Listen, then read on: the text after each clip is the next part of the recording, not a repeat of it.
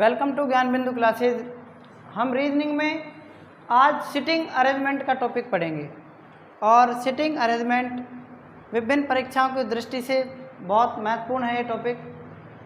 इस टॉपिक में जो टाइप है हमारा वो है रेखीय क्रम व्यवस्था। और रेखीय क्रम व्यवस्था में दो टॉपिक आते हैं।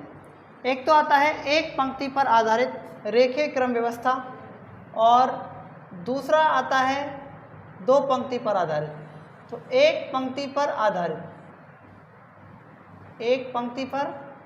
आधारित जो ये सिटिंग अरेंजमेंट है वो, और सेकंड आता है दो पंक्ति पर। कितनी पंक्ति पर? दो पंक्ति पर आधारित।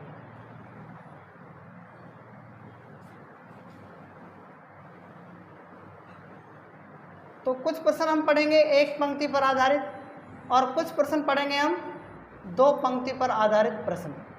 तो मैं आपको ये नहीं बताऊंगा कि ये कौन सा एक पंक्ति पर आधारित है और कौन सा दो पंक्ति पर आधारित है, क्योंकि एग्ज़ाम में कभी वो जब भी ये प्रश्न आएगा आपके तो एग्ज़ाम वाला आपको वो नहीं बताएगा कि ये दो पंक्ति में है या एक पंक्ति में है। इसलिए रेखीय क्रम व्यवस्था का जो पहला सवाल है वो लिख सकते हैं आप। 6 विद्यार्थी A, B, C, D, E और F एक बेंच पर बैठे हैं। B F और D के बीच में है। E A और C के बीच में है। A F और D के बीच में बगल में नहीं बैठा है। A F और D के बगल में नहीं बैठा है। C D के बगल में नहीं बैठा है। बताइए कि A के ठीक दाएं कौन बैठा है। ठीक है,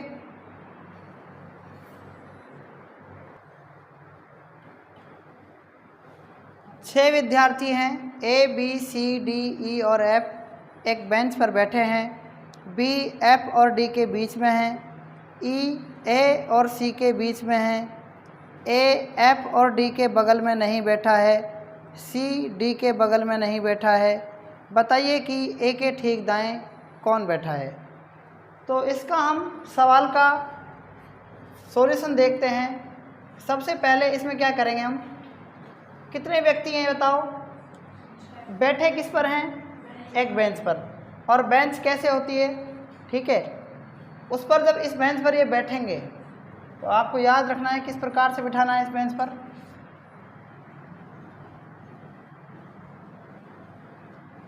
देखो 6 व्यक्ति हैं, 2 3 4 5 और ये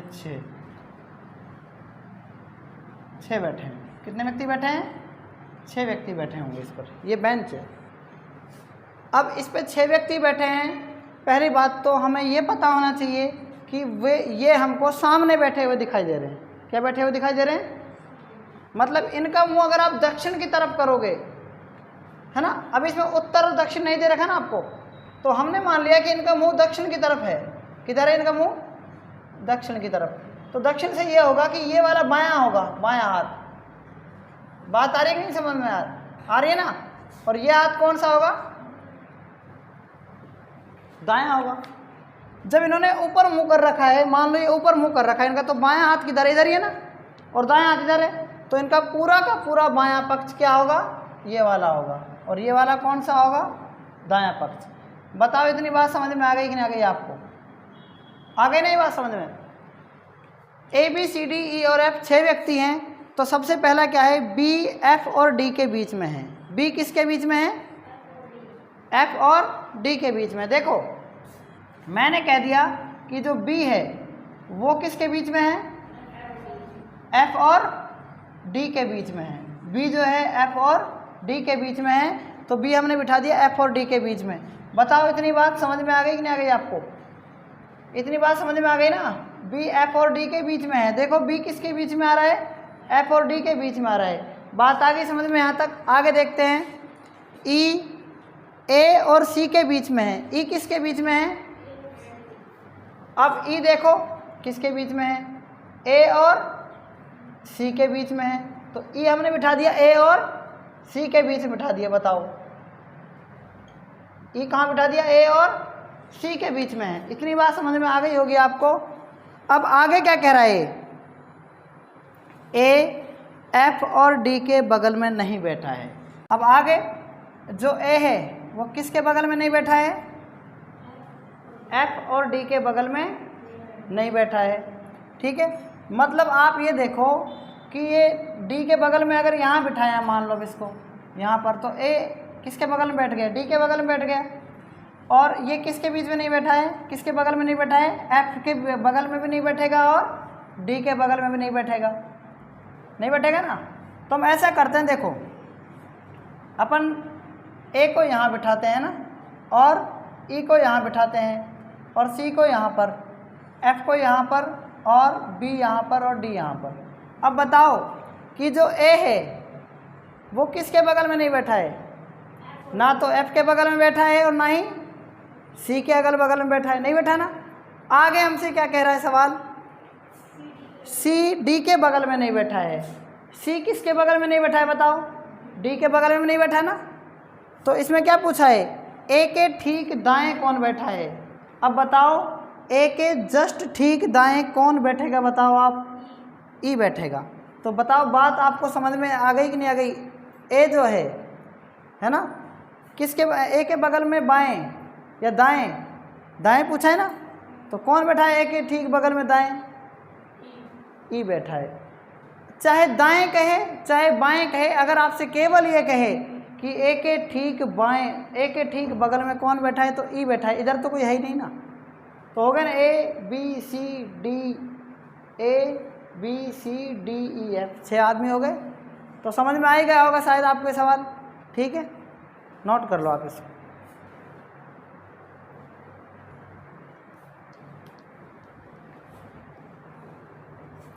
सेकंड प्रश्न, 5 लड़के ए बी सी डी और ई एक पंक्ति में खड़े हैं। 5 लड़के ए बी सी डी और ई एक पंक्ति में खड़े हैं। डी ई के दाईं ओर है, डी ई के दाईं ओर है,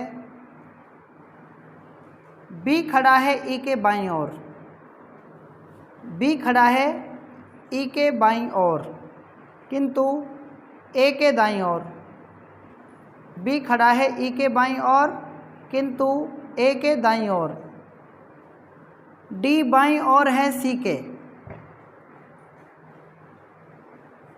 डी बाईं ओर है सी के, जो दाएं छोर पर खड़ा है, जो दाएं छोर पर खड़ा है, बीच में कौन खड़ा है। हमसे पूछा है बीच में कौन खड़ा है। तो देखते हैं सेकंड क्वेश्चन का सॉल्यूशन। 5 लड़के ए बी सी डी और ई एक पंक्ति में खड़े हैं। कितने लड़के हैं, 5 लड़के हैं। एक पंक्ति में इस प्रकार से खड़े हैं, 1 2 3 4 और 5 लड़के एक पंक्ति में खड़े हो गए। क्या पूछ रहा है हमसे अब, डी ई के दाईं ओर है। डी किसके दाईं ओर है, देखो डी किसके दाईं ओर है। आप वही बात मान लो, इधर भी ये बायां भाग हो जाएगा और ये वाला दायां भाग। डी किसके दाईं ओर है, डी जो है ना वो किसके, डी जो है वो ई के क्या है, दाईं ओर है। देखो ई के दाईं ओर होगा ना डी। आगे क्या कह रहा है, आगे कह रहा है बी खड़ा है ई के बाईं ओर। बी कहाँ खड़ा है, तो बी यहाँ पर ई के बाईं ओर है, बी खड़ा है ई के बाईं ओर किंतु ए के दाईं ओर। जो बी है ना वो ए के क्या है, दाईं ओर, तो ए यहाँ मानेंगे ए का दायां हो जाएगा ना इधर। आगे क्या पूछ रहा है हमसे, डी बाईं ओर है सी के, डी बाईं ओर है सी के। देखो सी यहाँ मानेंगे तो डी बाईं ओर हो जाएगा ना सी के। जो दाएं छोर पर खड़ा है, जो दाएं छोर पर खड़ा है, बीच में कौन खड़ा है, तो बीच में कौन खड़ा है, ई खड़ा है। ए फिर बी फिर ई फिर डी और फिर सी।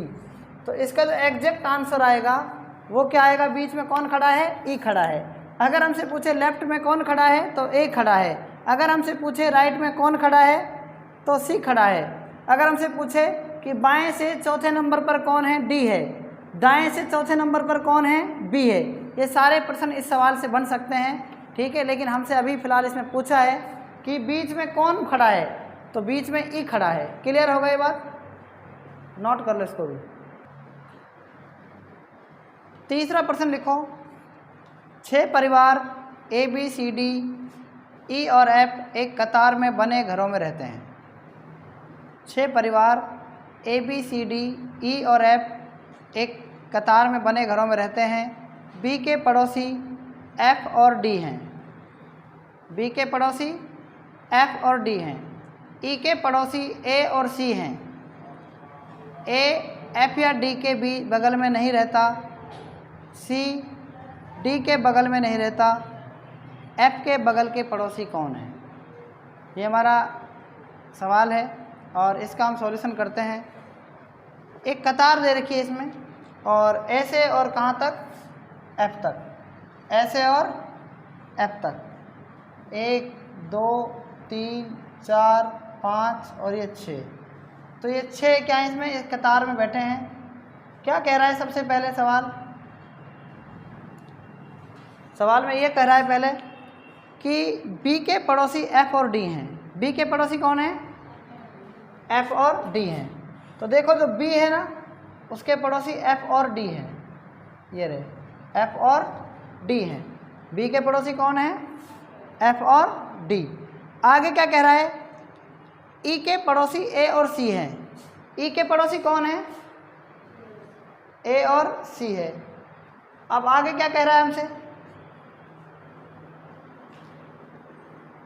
एफ या ए जो है ना, एफ या डी के बगल में नहीं रहता। एफ जो है वो ना तो ए के बगल में रहता है, ना ही डी के बगल में रहता है। ये तो बी और सी के बगल में रहता है जी। आगे क्या कह रहा है, सी डी के बगल में रहता। सी डी के बगल में भी नहीं रहता है, नहीं रहता ना, सी डी के बगल में नहीं रहता।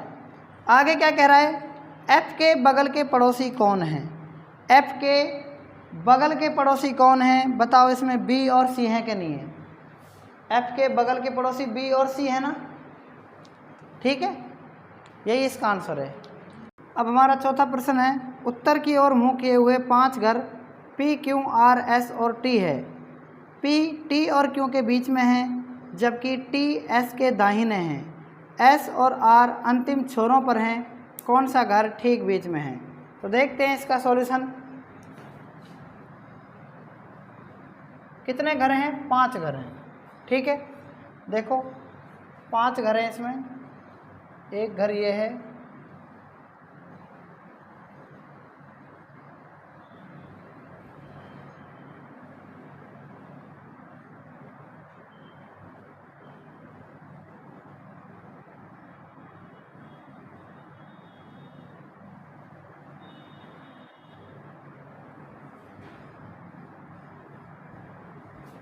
दो घर हो गए।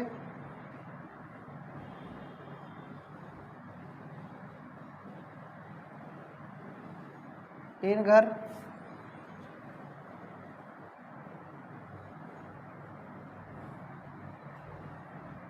चार घर, और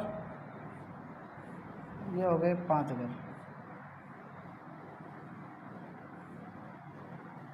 ठीक है। इन 5 घरों में आपको ये देखना है कि कौन किसके बीच में है। तो ये हमें प्रश्न पढ़ने से पता लगेगा। पी क्यू आर एस और टी, ये 5 घर हो गए है ना। पी टी और क्यू के बीच में है, और इन्होंने मुंह कहाँ पर कर रखा है, इनका मुंह उत्तर की ओर है।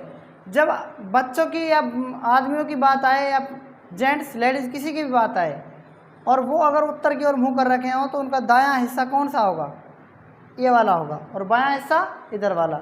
लेकिन हमें इनसे छोड़कर, व्यक्तियों से रिलेटेड, या फिर छात्रों से या मित्रों से, किसी से भी छोड़कर, मतलब जो भी मानव जाति है उसको छोड़कर, कोई भी अगर मान लो एक रेखिक क्रम में अगर लाइन आती है, या रेखिक क्रम में किसी की कहता है, तो हमें उत्तर दक्षिण को थोड़ी देर के लिए भूल जाना है। हमें बाईं तरफ यही माननी है। ये आपका कौन सा हिस्सा मानना पड़ेगा आपको, बायां भाग, ठीक है। और ये कौन सा मानना है, इधर का दायां भाग, ठीक है ना। अगर मानव जाति आती है, मतलब जैसे ये बच्चे होते या व्यक्ति होते, तब हमको इसके हाथ का अकॉर्डिंग मानना पड़ता। अगर ऊपर की तरफ मुँह कर रखा है तो मेरा ये दायां हाथ है और वो इधर वाला बायां है। लेकिन ये क्या है, एक घर है और इनका क्या है, उत्तर की ओर मुँह है। तो देखो पढ़ते हैं सवाल। P T और Q के बीच में है, जबकि T S के दाहिने हैं। T कहाँ पर है बताओ, T किसके दाहिने हैं? T जो है वो किसके दाहिने हैं? S के दाहिने है। बताओ T जो है S के दाहिने हो गया कि नहीं हो गया? और T और किसके बीच, Q के बीच में क्या है, P है। T के और Q के बीच में क्या है बताओ, P है। क्लियर है ये बात? आगे क्या कह रहा है, S और R अंतिम छोरों पर हैं। तो S और R अंतिम छोरों पर हो गए कि नहीं हो गए बताओ, हो गए ना। अब हमसे क्या पूछा है, कौन सा घर ठीक बीच में है? तो जो P है वो घर क्या है, ठीक बीच में है। क्लियर है ना बात? तो नोट कर लो आप यहाँ तक।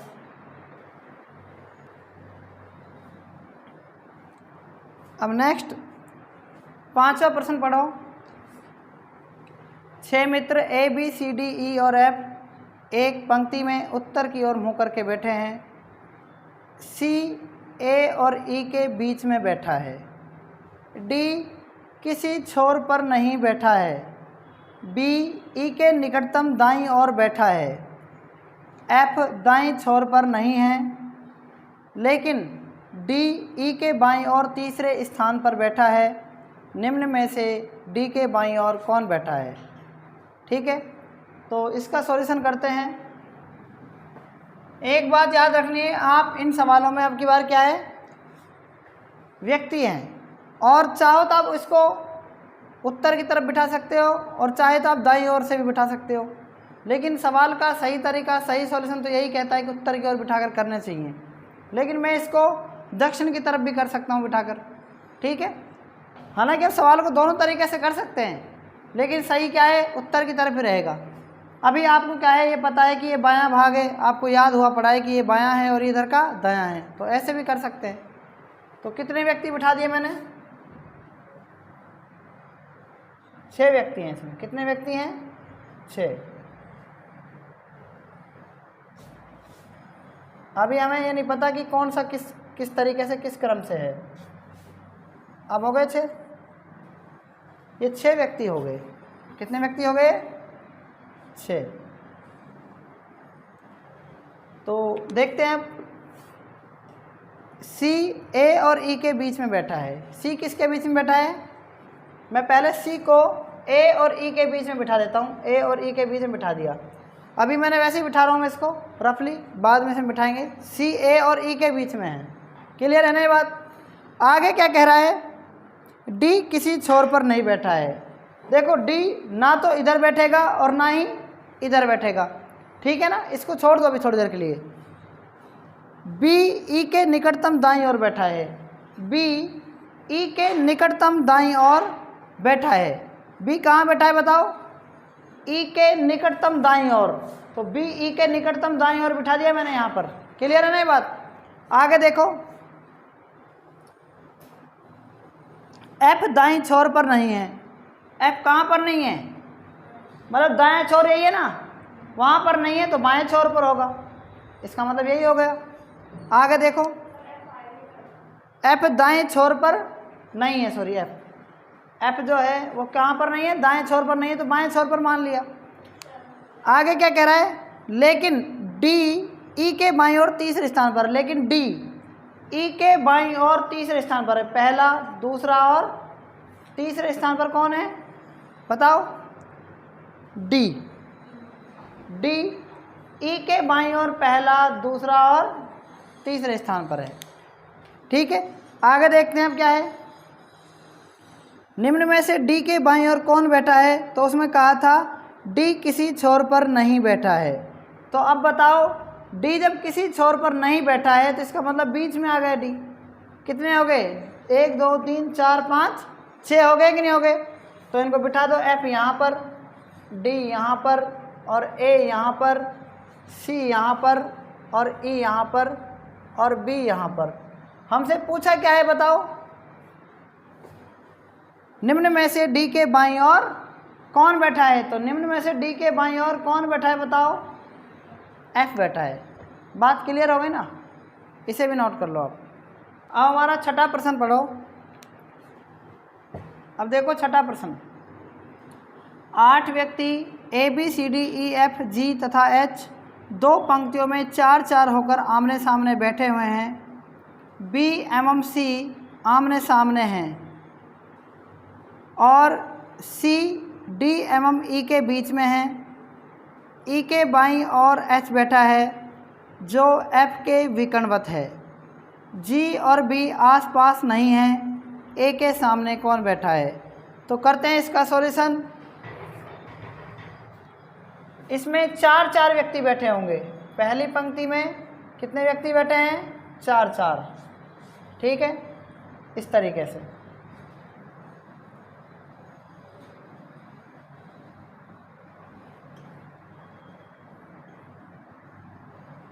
अब देखो क्या कह रहा है। पहले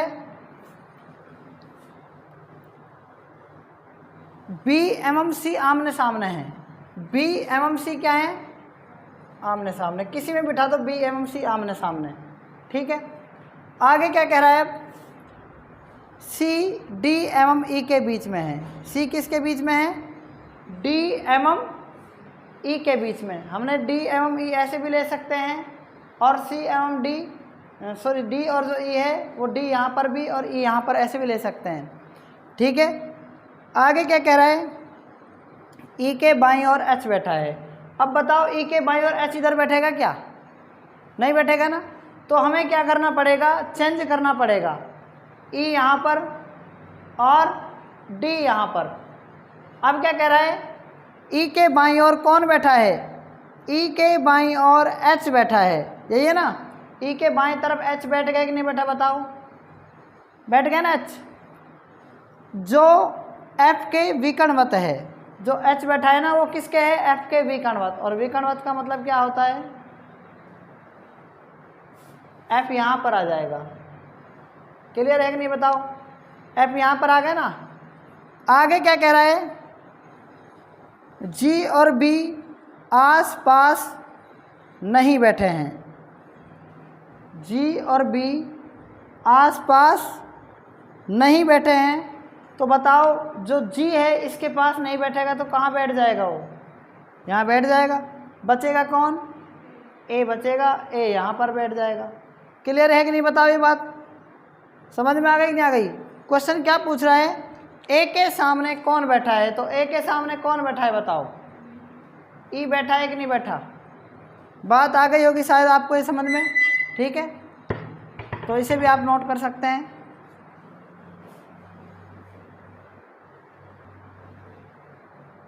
नेक्स्ट 7वां प्रश्न, 6 व्यक्ति ए बी सी डी ई तथा एफ दो पंक्तियों में बैठे हुए हैं और प्रत्येक पंक्ति में 3-3 व्यक्ति बैठते हैं। यदि ई किसी पंक्ति के अंत में नहीं है, डी एफ के बाएं और एक को छोड़कर है। डी जो है ना एफ के बाएं और एक को छोड़कर है। सी एवं ई अगल बगल डी के विकर्णवत सामने बैठते हैं और बी एवं एफ अगल बगल बैठते हैं। तब बी के सामने कौन बैठा है? तो देखते हैं इसका भी सॉल्यूशन। लास्ट हमारा ये प्रश्न है आज का, तो इसका सॉल्यूशन देखते हैं। 6 व्यक्ति हैं ए बी सी डी ई तथा एफ दोनों। जो ये 6 व्यक्ति हैं ये 3-3 पंक्तियों में बैठते हैं इस तरीके से।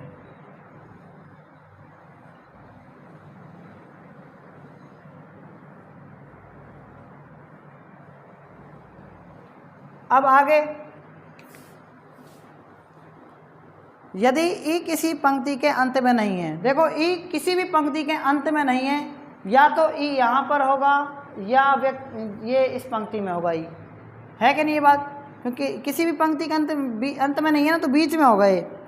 अब आगे क्या कह रहा है? डी एफ के बाएं और एक को छोड़कर है। डी किसके बाएं और? एफ के बाएं और एक को छोड़कर है। तो देखो डी यहाँ पर तो हम बिठा नहीं सकते, बिठा सकते हैं क्या यहाँ पर? तो डी जो है वो एफ के बाएं ओर, ये बाएं ओर हो गया, और एक को छोड़ दिया इसने, उसके बाएं ओर है, मतलब डी जो है वो एफ के बाएं साइड में है और एक को छोड़कर है। क्लियर है कि नहीं ये बात? आगे क्या कह रहा है, सी एम ई अगल बगल, सी एम ई अगल बगल में है, मतलब सी यहाँ पर होगा या यहाँ पर होगा, ठीक है, सी और ई और सी और ई अगल बगल, मतलब अगल बगल में हो गए ना, इसके बगल में, ये इसके बगल में। जो डी के विकर्णवत सामने बैठते हैं, डी के विकर्णवत, अगर इसको हम बिठाएं तो डी के सामने बैठ रहा है, इसका मतलब सी यहाँ पर तो नहीं आएगा। तो देखो डी के विकर्णवत ये भी बैठता है विकर्ण के रूप में, और डी के विकर्णवत सी भी बैठ गए ना, ठीक है। आगे क्या कह रहा है, बी एवं एफ अगल बगल में बैठते हैं, तो बी कहाँ पर आ जाएगा, इसके अगल बगल में बैठता है बी, एफ के अगल बगल में बैठते हैं ना बी और एफ। अब बचा कौन है, अब बचा कौन है बताओ, ए बचा है, तो ए कहाँ पर बैठ जाएगा, यहाँ पर बैठ जाएगा, ठीक है। तो पूछ क्या रहा है, बी के सामने कौन बैठा है, तो बी के सामने बताओ कौन बैठा है, बी के सामने ई बैठा है, यही आज का हमारा आंसर है, ठीक है। उम्मीद करता हूँ कि आपको समझ में आ गया होगा। आज तक इतना ही, बाकी हम कल पढ़ेंगे, तब तक के लिए धन्यवाद।